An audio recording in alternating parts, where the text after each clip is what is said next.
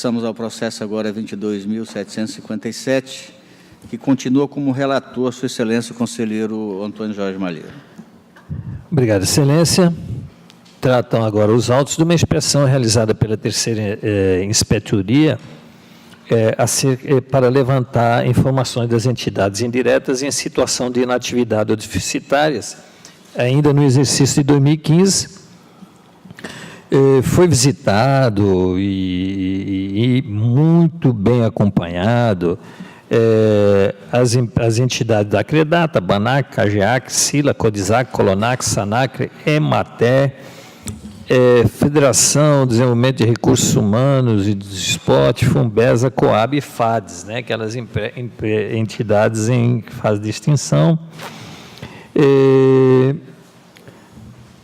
Foi verificado que, em sua maioria, estão com as atividades paralisadas, não se prestando mais ao cumprimento de seus objetivos institucionais, que possuem passivos trabalhistas elevados, fiscais, despesas com quadro pessoal, tanto efetivo quanto em comissão, sem atribuições específicas, sem conhecimento, às vezes até dos locais de lotação, até mesmo por inexistência de espaços que comportem a totalidade dos servidores pertencentes às suas folhas de pagamento, e alguns ainda estão à disposição de outras unidades da administração estadual. No exercício de 2015, foram gastos 59 milhões de recursos do Tesouro, sendo que apenas 15% foi para amortização, o restante foi para a folha. Foi feito acompanhamento em loco e a Secretaria Adjunta de Supervisão das Empresas Públicas. Foram trazidos dados ainda em 2016 que ratificavam a inoperância dessas entidades e o comprometimento deste elevado valor com a folha de pagamento sem um bom retorno.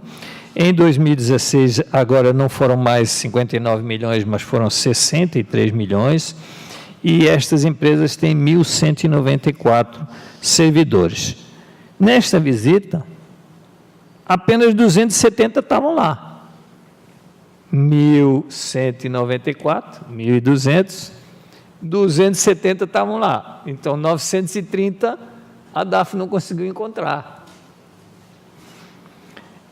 Por fim, a análise apontou a completa descaracterização da Cageac e da Emater, com ações executadas hoje pela CEAPROF, funcionários da Cageac e Emater que também estão na CEAPROF, ainda bem que esses estão lá, porque os outros acabavam não tendo assim uma atividade que fosse visível aos olhos da inspeção. Foram realizadas diversas notificações aos gestores responsáveis pelos órgãos, tendo fornecido informações, e eles realmente, coitados, numa situação também constrangedora, sem saber muito bem para onde vai e para onde vem, concluiu a área técnica corretamente, diante deste espelho correto, que isto seja um relatório assim encaminhado, tanto ao governo do Estado quanto à Assembleia Legislativa. É um espelho realmente bom.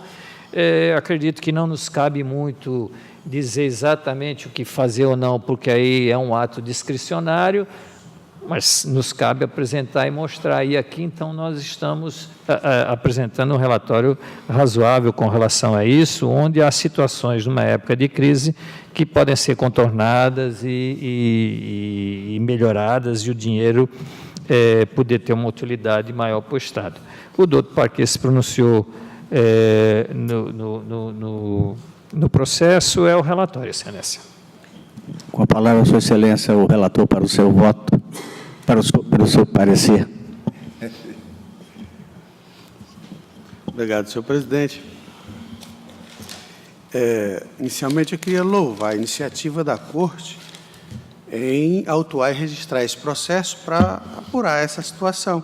Foi uma iniciativa da DAF, que fez um levantamento nas prestações de contas de vários exercícios, mais de 10 anos, 18 anos, em que se arrastam essas empresas em liquidação, em extinção, e não se chega a termo.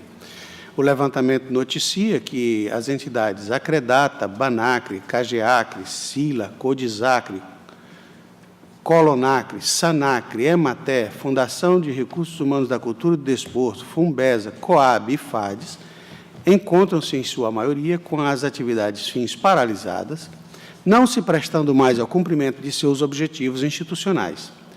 Possuem elevados passivos trabalhistas e fiscais e um quadro de pessoal, tanto efetivo quanto em comissão, sem atribuições específicas, sem comparecimento aos locais de lotação, até mesmo por inexistência de espaço físico que comporte a totalidade dos servidores pertencentes às suas folhas de pagamento, ou à disposição de outras unidades da administração estadual. Noticia que, no exercício de 2015, tais entidades consumiram R$ 59.146.320,63 do recurso do Tesouro Estadual, sendo que dessa quantia, apenas 14,96% destinaram-se à amortização de dívidas. O restante, 85,04%, foi destinado ao pagamento de pessoal, encargos e despesas de manutenção, sem qualquer benefício público, em razão da inatividade dos fins institucionais. Após a instrução preliminar, com visita in loco em todas as entidades catalogadas, aplicação de questionário, bem como na Secretaria Adjunta de Supervisão das Empresas Públicas, vejam só, não bastam essas empresas existirem e estarem inoperantes, ainda se criou uma secretaria para supervisioná-las, colocando como secretário o gestor de 5 dessas unidades. Né? Muito bem. Foi acostado o relatório técnico de folhas 31/77, com os dados agora do ano de 2016, os quais ratificam a inoperância dessas entidades, o comprometimento de mais de 80% do total dos recursos despendidos com a folha de pagamento e encargos, a eternização do processo de liquidação e extinção das referidas empresas, que já se arrasta por mais de 18 anos, tem caso de 30 anos, a criação da Secretaria Adjunta de Supervisão das Empresas Públicas, com finalidade sobreposta da chefia das entidades que supervisiona e sem nenhuma atividade desenvolvida no exercício, bem como com o provimento de cargos não previstos e não criados em lei. Criaram a Secretaria, mas não criaram a estrutura, mas nomearam os cargos, que não existem. Em 2016, presidente e diretores. Em 2016, foram despendidos só com a folha de pagamento dessas entidades. Agora não foi 59, foi R$ 62.728.838,12 dos recursos do Tesouro, como noticiado no relatório, para o pagamento de 1.194 servidores, dos quais apenas 270 estavam presentes nas respectivas entidades nos dias da inspeção.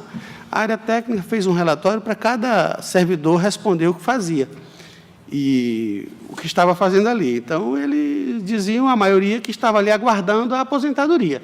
Os que estavam, os 270, porque os outros não estavam lá. E, numa salinha de 15 metros quadrados, tinha 200 servidores. Então, nem que estivesse ali, cabiam, perfilados um do lado do outro. Por fim, a análise apontou a completa, abre aspas, descaracterização. Antes desse episódio, eu fui a uma solenidade de formatura e vi um cidadão, e aí soube que trabalhava numa secretaria, só que ele estava há 3 anos em casa, porque disse que não ia mais, não tinha o que fazer, estava esperando a hora de aposentar lá.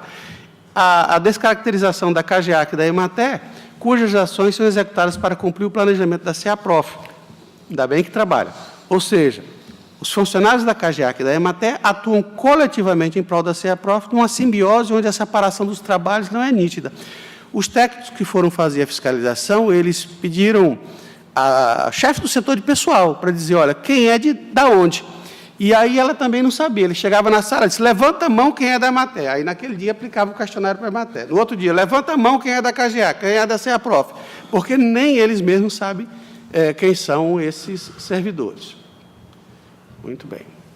Durante a fase do contraditório, foram citados o senhor Sebastião Afonso Viana Macedo, governador do Estado, e respondeu, o senhor Joaquim Manuel Mansur Macedo, secretário da Fazenda, o senhor Gabriel Maia Gelp, secretário de Estado de Desenvolvimento Social, Marco Antônio Brandão Lopes, secretário de Educação, João Taumaturgo Neto, da CEAPROF, Janaína Guedes Bezerra Dourado, da Habitação, Átila Pinheiro de Souza, de Infraestrutura, João Pereira da Costa, secretário adjunto de Supervisão das Empresas Públicas, a senhora Maria Lídia Soares de Assis, liquidante do BANAC, e a senhora Savana Leite de São Paulo, secretária de Estado de Gestão Administrativa.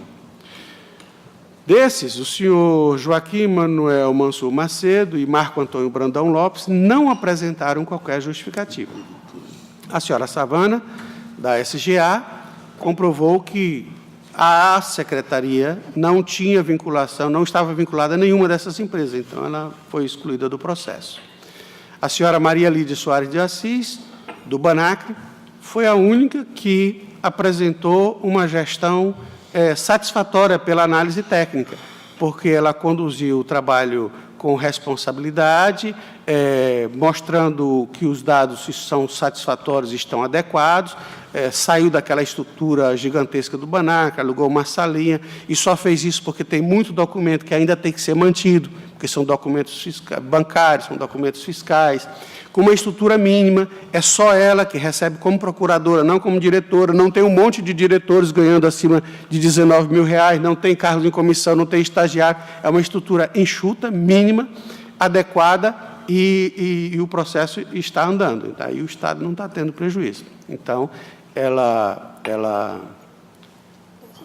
as razões foram acatadas. E eventual controle, ou a diferença de controle que foi encontrada, ela implementou ainda durante a instrução e comprovou isso. Em suas conclusões, a área técnica pugna pelo encaminhamento do presente trabalho ao governador e à Assembleia. Muito bem. Em verdade, como se observa do que acima foi relatado, cerca de 80% de todos os recursos despendidos com essas entidades refere-se à despesa de pessoal em cargos, onde se registra significativa quantidade de cargos em comissão, ganhando elevados salários, sem que estes exerçam atribuições que justifiquem as suas existências. Os diretores, os presidentes das entidades, quando iam responder o seu relatório sobre o que faziam, eles chamavam lá o chefe da contabilidade ou o estagiário para dizer: o que é que eu faço aqui? Aí eles é que diziam o que é que ele fazia, porque ele ia lá, às vezes, assinar um documento, mas não sabe o que faz. Eu encontrei um desses diretores em Boca do Acre fazendo uma peregrinação por uns ramais, por uns seringais, né? E ele disse que não sabia onde era a secretaria que trabalhava. Ganhando registros que 77,38% do total da despesa de pessoal, constante da folha de pagamento, não estavam presentes nas repartições no dia das inspeções.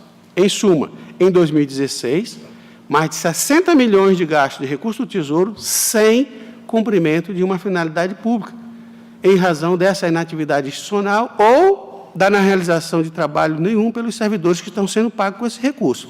E aí é que eu entendo que há prejuízo ao erário público, porque toda despesa pública ela tem que ter uma finalidade pública, e essa não tem. Se essas pessoas estivessem trabalhando em alguma repartição pública, cumprindo a missão institucional do poder público, trabalhando, dando expediente, fazendo atribuições, justificaria, mas nesse caso não. Elas não prestam nada, e esse recurso está simplesmente saindo pelo ralo.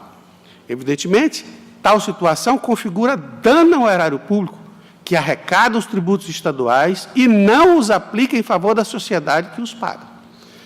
Além disso, também está caracterizada a omissão dos gestores públicos, porque são 18 anos na maioria, mas tem casos de 30 anos em que a gente reitera essas justificativas, a notificação ao governador, a notificação à Assembleia. Eu mesmo estou cansado de fazer essas sugestões e as decisões do plenário acompanham esse entendimento, e nada se faz, porque nós não temos imposição sobre o Poder Legislativo para poder legislar em determinadas situações, mas sobre o gasto público, considerando sobre dano em razão dessa inoperância e a não adoção de atividades, a gente tem, porque onde está o recurso público, nós temos competência. E esse recurso não tem retribuição em serviço público. Em verdade, se os recursos gastos durante todo esse período fossem direcionados ao equacionamento das dívidas existentes, quer dizer, apenas 15% vai para as dívidas, a gente teria pago isso há mais de 20 anos. Não estaria se prolongando desse jeito. Então, é uma sangria um dano recorrente.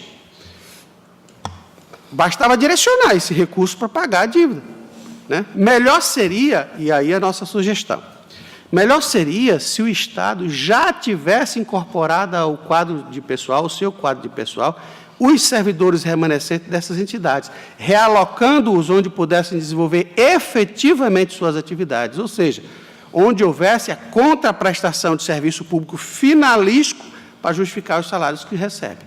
E assumisse, porque o Tesouro é que vai assumir de qualquer forma, está assumindo o Tesouro, ele diz que não paga às vezes porque não tem recurso, o Tesouro não repassa, é o Tesouro que vai pagar. Então, o Tesouro assume direto, ao invés de 100%, vai pagar 15% e já quita. Isso aí, né? A dívida dessas entidades é a conta do Tesouro, que é quem efetivamente terá que pagá-las futuramente. Abstendo-se de tomar essa providência e deixando a situação como está, perpetua-se a sangria aos cofres públicos, com dano passível de quantificação a cada exercício. Era 59 milhões em 2015, 62 milhões em 2016. Quanto é que está agora em 2019? Né? Além de configurar omissão dolosa que pode ensejar conduta de improbidade administrativa a critério e a juízo do Ministério Público competente para a matéria. Ante exposto, este Ministério Público de Contas opina pela comunicação do apurado aos gestores das entidades analisadas, aos secretários de cada uma das pastas que estão vinculadas a essas, que supervisionam essas entidades, ao atual governador e atual Assembleia Legislativa do Estado, bem como aos Ministérios Públicos Estadual e Federal, para as providências que entenderem adotar a bem da administração e do erário, bem como dos acompanhamentos e responsabilizações pertinentes. Este é o parecer, senhor presidente, senhoras e senhores conselheiros. Com a palavra, Sua Excelência, o relator para o seu voto. Obrigado, Excelência. Então, nessa mesma linha, e estando todos de acordo, todos temos a mesma opinião, a mesma situação, se vislumbra realmente uma baixa eficiência, como em outras situações, em outros locais, mas, ao mesmo tempo, temos que respeitar a legalidade de algumas situações que estão pactuadas, como o concurso, a contratação, dos servidores, direitos que têm que ser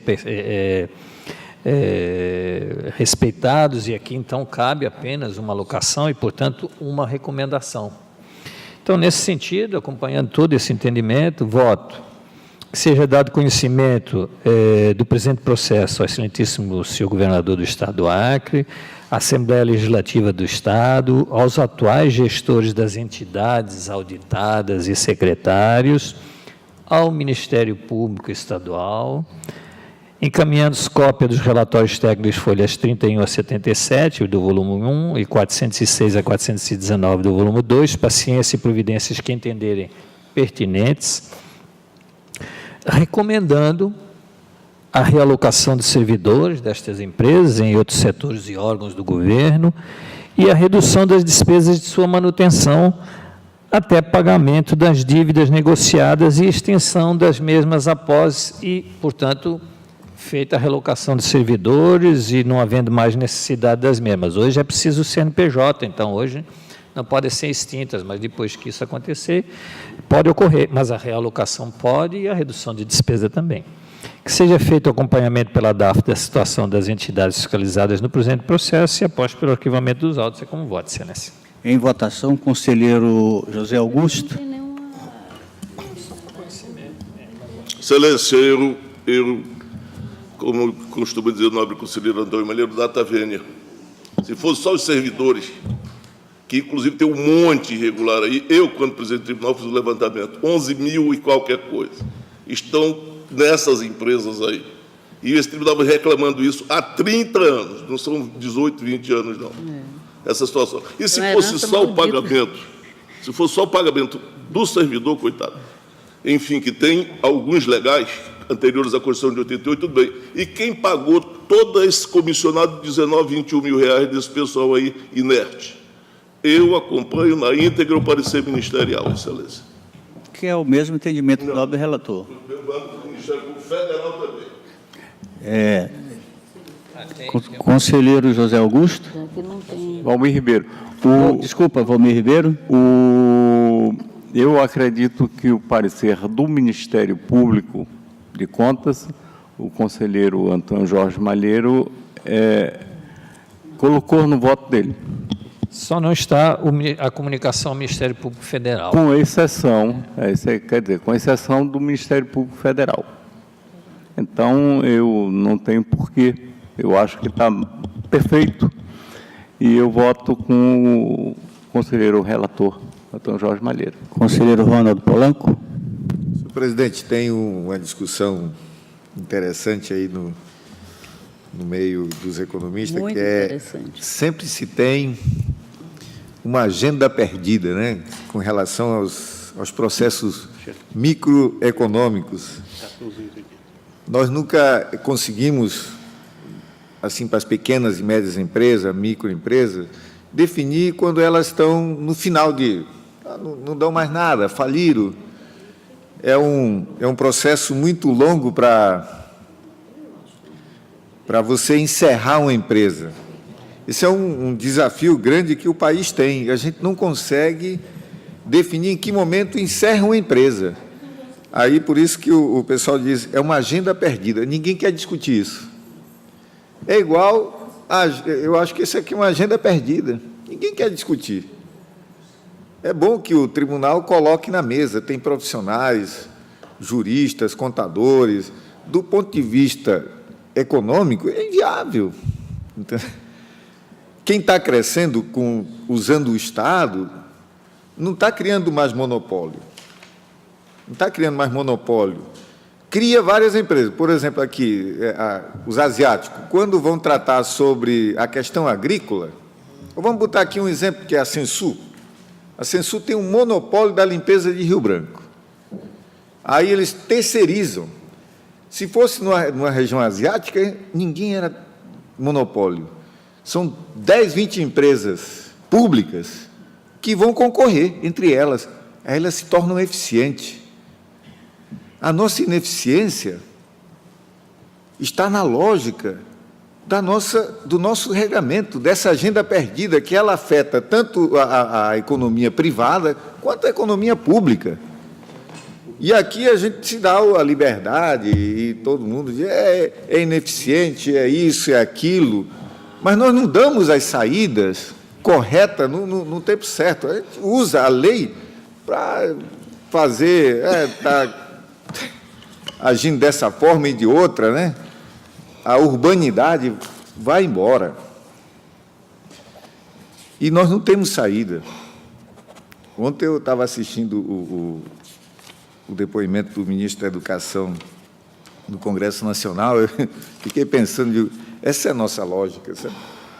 É você colocar pessoas, assim, às vezes, muito despreparadas para enxergar o conjunto do país, né? Da nossa realidade contemporânea. Eu acho que o relatório foi fundamental, o conselheiro Zé Augusto sempre levanta esse assunto, o Valmir, que tem uma vivência mais longa na gestão pública estadual, mas eu vejo que as saídas existem, mas a gente tem que sentar e pensar de forma bem, eu poderia dizer assim, bem operacional. Isso aqui não é mais viável. Essa agenda tem que ser atual, contemporânea, porque ela está atrapalhando 60 e poucos milhões que se gasta por ano. E ela vai crescendo, né? Conforme o próximo governo vai estar na mesma situação, porque ninguém quer enfrentar um desafio desse, perda o político mede sempre a sua aceitação e tal. Mas se tivesse uma lógica em que que fosse rápida, se a gente não faz para o setor privado, imagina para o setor público, numa região que a nossa democracia não permitiu ainda a gente superar o populismo.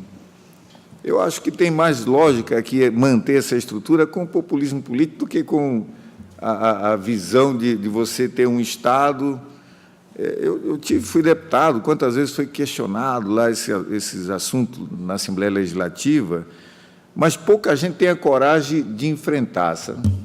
E quando enfrentamos já chamando o outro disso, daquilo, e não vamos para um bom diálogo de maturidade. Eu vou acompanhar, ainda bem que ele não manda para o Ministério Público Federal, mas isso aqui é uma agenda local, sabe? Está perdida? Está. Botamos na mesa? Vamos avançar, né? E ver de que forma a gente tira e não gasta esses 60 milhões por ano, anuais, gasta 10, 15, já sobra 45 para aquilo que a gente mais precisa, que é investimento. Se a gente pudesse aqui, a gente faz agenda para outras coisas, por que não podemos fazer uma agenda com o Executivo Estadual hoje, que está precisando de caixa, para ver de que forma a gente encerra isso aqui? As medidas sugeridas pelo nobre procurador são importantes, pelo relator, e a gente dá um basta nisso. E a agenda deixa de ser perdida, para ser uma agenda viva, né? Vai ser fácil. E que a gente supera. Excelência, só complementando, existe uma empresa que está aqui dentro desse bolo aí, da sua idade, com diretor recente ganhando R$19 mil, outro dia, da sua idade. Chama-se Codizac. Pode procurar que está lá. Que é isso? 50 anos? Acompanhe o entendimento. Do conselheiro Malheiro, então. Conselheira Dulcineia. Senhor presidente, é muito interessante esse trabalho, e faltou nele dizer que é uma herança de muitos anos atrás, né, de mais de 30 anos atrás, né, que foi entregue e que não é uma medida fácil de resolver, né? Eu li todo o relatório da análise técnica e entendi também a sugestão final do relatório como medida correta, né, que é o encaminhamento exatamente ao Poder Legislativo e ao Poder Executivo, e esse é o meu voto, acompanhando o relator, porque nele não vi, não é, nenhum crime ali definido para justificativa de remessa ao Ministério Público. Então, nesse sentido, eu voto com o relator, sem a remessa ao Ministério Público. Conselheira Maria de Jesus. Acompanho o relator, excelência. Então, conselheiro Malheiro, conselheiro Valmir, Dulce, Polanco e Maria de Jesus, todos acompanharam o relator. Vencido em partes o nobre conselheiro José Augusto. Divergiu em parte o conselheiro José Augusto, que encaminhou ao Ministério Público. Por maioria, em termos do voto do conselheiro relator.